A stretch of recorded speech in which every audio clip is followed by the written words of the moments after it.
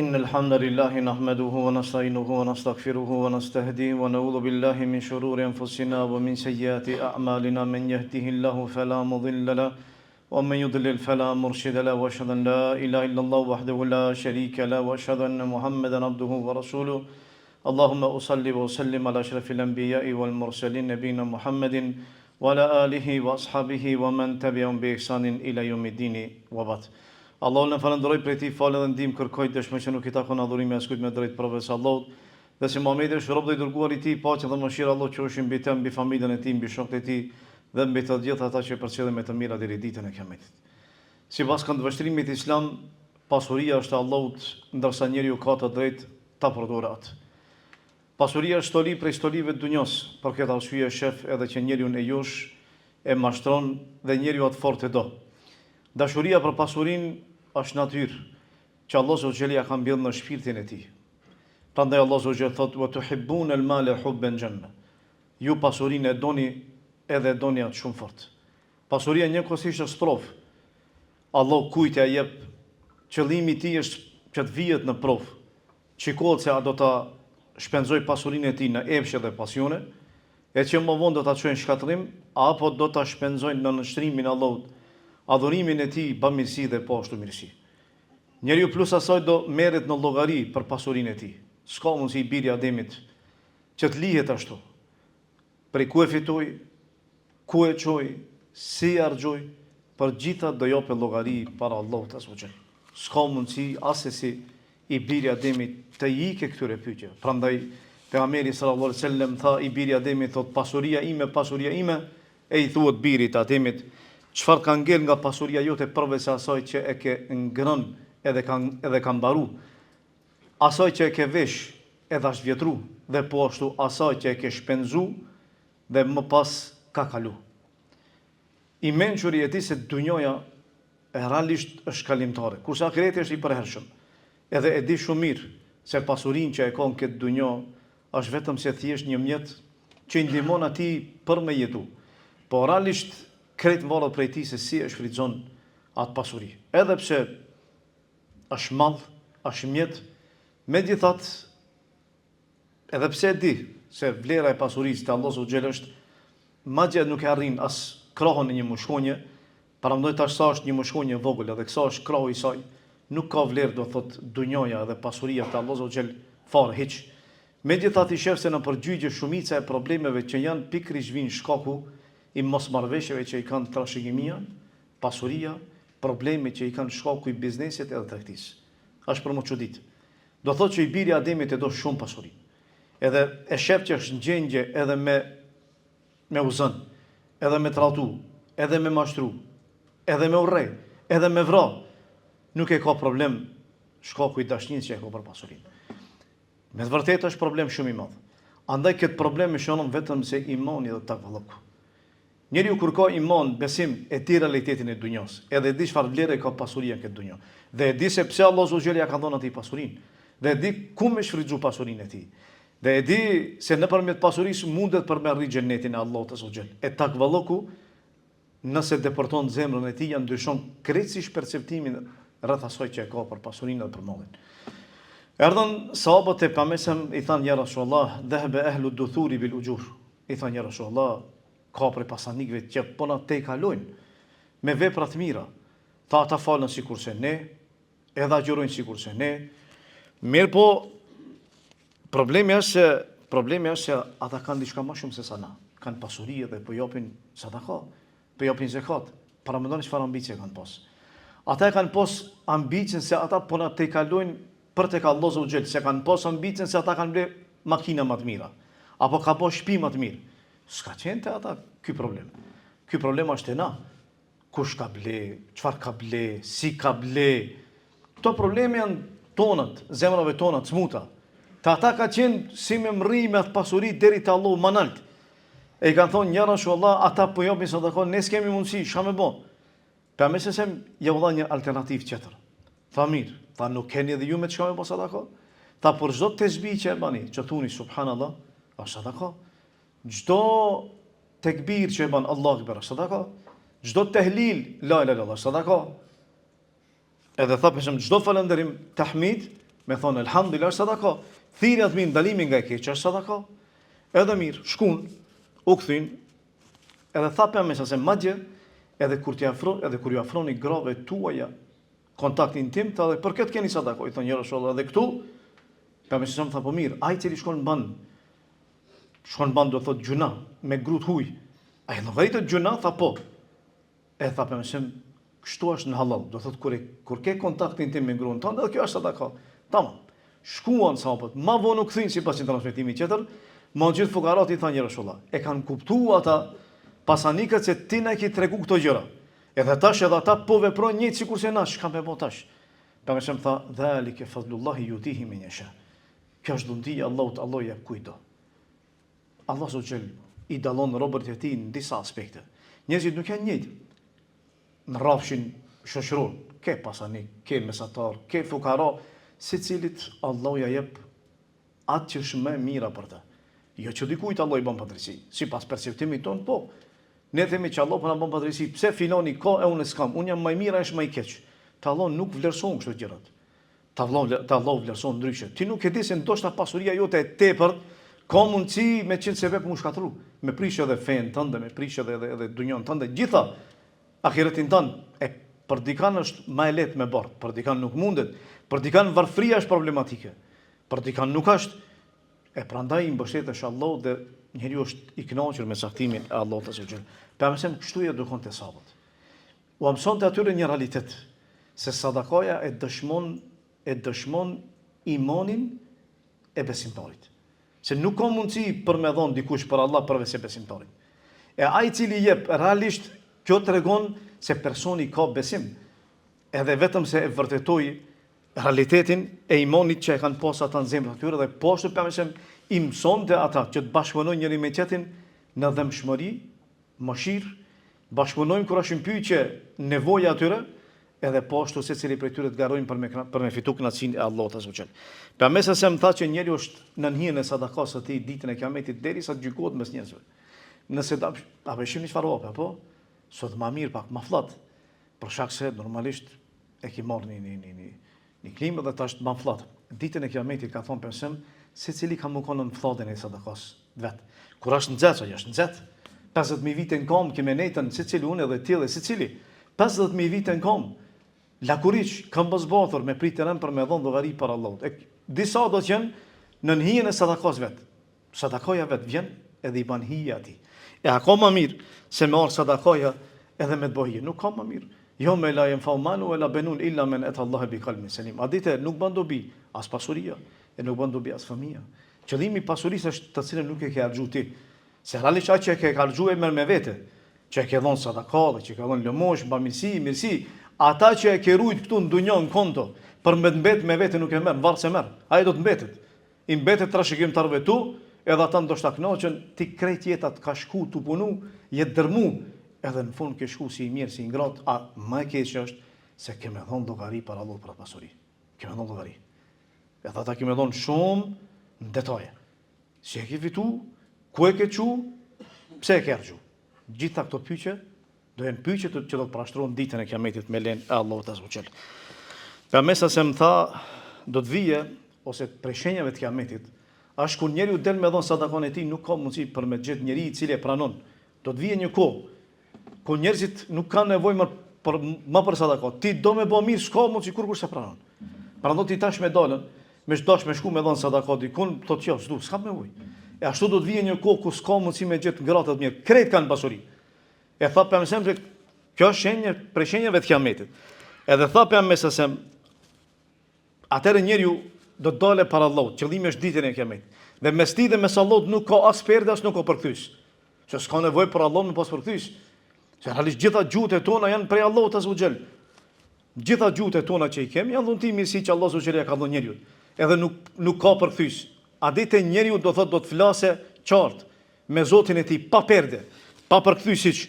Edhe atëherë i thotë Allahu xhallahu mirë, o robim, a nuk dhash pasuri? Ka për me thonë robi, po Zot, a nuk dërgova pejgamber? Ka me thonë po. E po pse atëherë nuk i ke dhënë? Ku e ke qu? E ke ditë, se mos e pas ditë tamam. E atëherë shikon njëri nonën e gjatëtish, nuk shef diçka tjetër përveç se zjarr. Shikon nonën e majti, nuk shef tjetër përveç se zjarr. Tha pejgamberi, keni frikë Allahun, keni frikë zjarrin e xhenimit, qoftë edhe me gjysmë hurm. Gjysmë hurm tregon se jep sadaka pak. Nuk ka problem se çajo ditën e kiametit ka mundësi për me qenë sebeb për me shpëtu. E nëse nuk keni mundësi, tha, atëherë me një fjalë mirë. Fjalë e mirë, një fjalë e mirë, edhe fjalë e mirë sadaka. Nëse s'ke hiç, edhe thu që s'kam, po barëm thuaj një fjalë mirë, zbuqa njeriu zem. Ai i cili flet shumë, edhe zakonisht keni pa disa njerëz kanë qef vesh polemika, vesh diskutime, edhe kanë qef do thot non stop ankesa, ku e diun çka, jo kështu, jo pse kështu, jo pse ashtu, jo pse kështu. Problem është. Me të vërtetë është problem. Me se me marr me thon një fjalë të mirë, subhanallahu, alhamdulillah, Allahu akbar, dhikr, istighfar, një fjalë të mirë me fitu shpërblim, ai shkon veç ngarkon veten e tij me gjunohe, edhe me barra që do çapë llogari para Allahut. Allahu na falt, Allahu na përmirësoj. Elush Allahun që Allahu xhel ta përmirësoj gjendjen tonë, wa qulu qawli hadha wastaghfirullaha li wa lakum. Alhamdulillahi rabbil alamin, wa salli wa sallim ala shafil anbiya'i wal mursalin wa ba'd. Ati që Allahu xhel I ka dhënë pasuri dhe pasurinë e tij e shfrytëzon në rrugt të Allahut azza xhel për me kënaq Zotin e tij dhe për me arritën xhenetin e tij, s'ka dyshim se kjo vepër është vepër e cila afron robin te Zoti, po dhe robi realisht e ka kuptuar realitetin e sadakas. Se kjo e dëshmon vërtetësinë e imanit të tij që e ka në zemër, dhe po ashtu kjo tregon se sadakaja është një prej veprave që më shumë t'i afron te Allahu azza xhel, e në veçanti më e dobishme është pas vdekjes. Për shkak se njeriu sa do që I jep këtu, megjithatë ai e shpreson atë fryt që do ta shohë pas vdekjes tij. Ditën kur del para Allahut edhe I shef gjithë ato të mirat e tij që I ka punuar atje. Dunja Allahu azza xhel ja kompenzon, I jep shumë mundësi. Po plus asaj, nëse njeti I tij është I sinqert për Allah, prej startit, prej fillimit me lenë Allah, plus asaj do të përfitojë në ahiret. Allah azza xhel thot: "Wa ma tunfiqu min khairin fali anfusikum", realisht atë që shpenzoni është për veten tuaj, nuk është për Allahun. Allah s'ka nevojë për pasurinë tonë. Ti realisht ke nevojë. E Allah thot: "Atë që shpenzoni, ti ai I cili përfiton, jo ai I cili e merr. Sadaka dhënësi është ai I cili përfiton, jo sadaka marrësi. Se sadaka dhënësi realisht ai e për veten e tij, po e ka gjetë dikën që nëpërmjet atij ti afrohet Allahut azza xhel. E jep sadakon nëpërmjet atij. Prandaj mos u kreno shumë. Është e keqe e rënd kur e shef dikën kur e jep edhe pastaj e përfol. Sikur se ti mendon se kumi çka ka bë. Allah thotë: "Ja ladina amenu la tubtilu sadaqatikum bil manni wal adha." O I besimtar, mos I prishni lëmoshet tuaja me përfolje, edhe me diçka që dëmton. E si ka mundësi me përfol? Ti jep edhe thu pastaj unë e kam dhënë, edhe unë e kam bë, edhe e kam bë, për kanë ki bë? Për veti. Thot Allah: "Wa ma tunfikuna", Allah thot: "Wa ma tunfiku min khairin falanfusikum", atë që shpenzoni ju, është thjesht vetëm se për veten tuaj. "Wa ma tunfikuna illa ibtigha'a wajhillah", te jo atë që jepni, mos jepni për diçka tjetër, përveç se për Allahun. "Wa ma tunfiku min khairin yuwaffa ilaykum antum la tudhlamun", dhe ju atë që jepni do t'ju kompenzohet me lenin Allah. S'ka dyshim. Edhe në dunja dhe në ahiret, dhe Allah askujt nuk I bën padrejsi. Pejgamberi se me tregoi se çfarë shpërblimi realisht merr njeriu. Tha pejgamberi, kur gëdhihet besimtari, çdo ditë, çdo mëngjes, I zbresin aty 2 melek. Çfarë punë kanë ata melek? Njëri thot: "O Zot, nëse ky ka dhënë edhe ka shpenzu, jepi. O Zot, nëse nuk ka shpenzu, nuk jep, o Zot, shkatroje pasurinë." Kjo është lutje që e bëjnë melek. Çdo mëngjes kur gëdhihet mëngjesi I biri Ademit, I afron edhe bëjnë këtë lutje pranë tij. E normalisht një prej veçorive që e ka sadakaja, përveç asaj përfitimeve qera, pastrimi I shpirtit, edhe shumë dobive qera, është edhe çështja e aspektit trupor. Sadakaja ndikon edhe në shërimin e shumë sëmundjeve. Nëse vetëm se e shikoni historinë pak dhe lexoni çfarë ndikimi ka pas sadakaja në trup, çuditeni, është e mahnitshme. Prandaj pejgamberi sa ka thonë: "Dawu mardakum bi sadaka", shëroni të sëmurit tuaja me sadaka. A ka mundsi, bile ka sëmundje që nuk ka pas mundsi nëpërmjet mjekësisë ose mjeku, me sebeb për mushëru, sadakaja ka qenë shkak që ai të përmirësohet të ndryshojë. Raste ka shumë, edhe dimi shumë, edhe në praktikë që njerëzit na kanë treguar, po dhe që kemi lexuar në teori, edhe prej gjeneratave të mëshme, po dhe tashme. Po ashtu, sadakaja është shkak për me shtu rrezikun edhe bereqetin. Ankosh nuk e rrezik, s'ke bereqet, dëgjoj këtë rast. Është hadith që ka përmend për një burr I cili ka jetuar më herët, edhe ka qenë duke qëndruar me një vend ku ka qenë I thatë, nuk ka pas ujë. Jo të vendi thatë, gur thatë. Edhe ka dëgjuar një zë prej qiellit lart të errët se urdhër ka marrë. E reja I ka dhënë urdhër, do thotë që ka ardhur prej Allahut, I është thënë shko te filani ose te kopshti I filanit edhe ujite. Edhe çuditet njeriu thotë: "Kush është ky person?" Për çka është ky njeri I cili më kupton është përmendet në qiell emri I tij, edhe për qellëren edhe shef ku ndalet edhe bie shiu, edhe bie me një vend edhe bën të vi. Edhe shef se shkon te poshtë edhe shkon mas vis. Kur shkon e shef një njeri I cili e pret ujin, edhe e shpërndon majtë edhe ngjat te kopshti I tij edhe e pyet o filan, si e ke emrin ti? Ta po çka po të intereson ty, kush jam unë? Ta e kam dëgjuar një emër të përmend qiell. A jeti filani? Thot po më intereson çka ke bën ti që emri jot më përmend qiell nalt. E I thot o filan, masi po vet, tha atëherë po tregoj. Tha unë këtë kopshtin tim që e kam e përdori për 3 qëllime. Qëllimi I parë është do të thotë përfitimin që e kam prej kopshtit, një pjesë të asaj e kam për familjen time edhe për vete. Një pjesë tjetër e kthej sërish, e kthej do thotë në Baçë, në kopsht. Edhe këto thonë do thotë ekspertë ushqer. Ata shkën do thotë të fushës do thotë agronomisë, tregojnë se kur dheu ose ajo shka frytet që dalin kthehen do thotë në Baçë, është më e dobishme për Baçën. Do thotë një dobi është për familjen për vete, e dyta është për vet kopshtin, edhe e treta tha unë e shpërndaj për të ngratët, për lypsart edhe për ata që kanë mbetë në rrugë. Këtu është pojta. Do thotë këtu ka qenë arsyeja sepse Allah Zogjeli ka dhënë atij bereqet. E tash me pak argumente, po për sa të kanë me fol duhet ligjërata. Njëri kur I dëgjon gjitha këto, ai shkon menja sërish që të bëhet lakmitar, të lakmojë mas pasurisë, edhe të bëhet kopras mos ta jap atë. Po është e çuditshme birin Ademi se pasurinë e don. Andaj kur e shef shpeshherë kur bisedojmë rreth pasurisë, ti dëgjon që njerëzit kanë, thu elhamdulillah që kanë, Allahu ja dhash edhe më shumë. Mirë po kur kërkon diçka për ndihmë, jo personale, ndihmë do thotë për muslimanësh, ndihmë do thotë përgjithësi. Mi thonë që më ka nevojë një shëmur, ka nevojë ky, ka nevojë kjo, ka nevojë kjo, ka nevojë kjo, ka nevojë për xhami. Jo, çfarë them tonë, është gjendje për epsh me shku mi dhon 100-200 frank, nuk ka problem. Ama kur I thu për xhami më dhon, vallai shtrëngohet, I thu se këtë dunjë, këtë pja vjedhin pasurinë. Ja nisam se to, jo po filani, jo po alani, jo po kështu, jo po kështu, jo po kështu. Të muhabeteve shkon. Të bosh, ti ish njeri nuk do, I shtrëngohet zemra brenda. Ai shka do e jep. Ai nuk e ka problem, këtë pasurinë e jep. Pse s'ka problem ai. Sa e di se vladit vet rrezkun ja ka caktuar Allah Zogjel.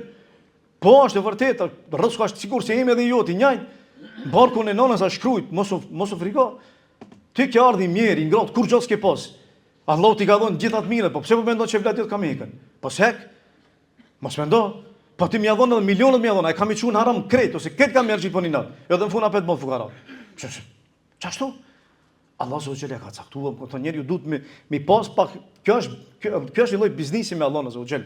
Njeriu duhet me ditë se si me tregtu me Zotin e tij, si me fitu xhenetin Allahut. Na jemi tu bisedu për një çështje që ka më kon për herë.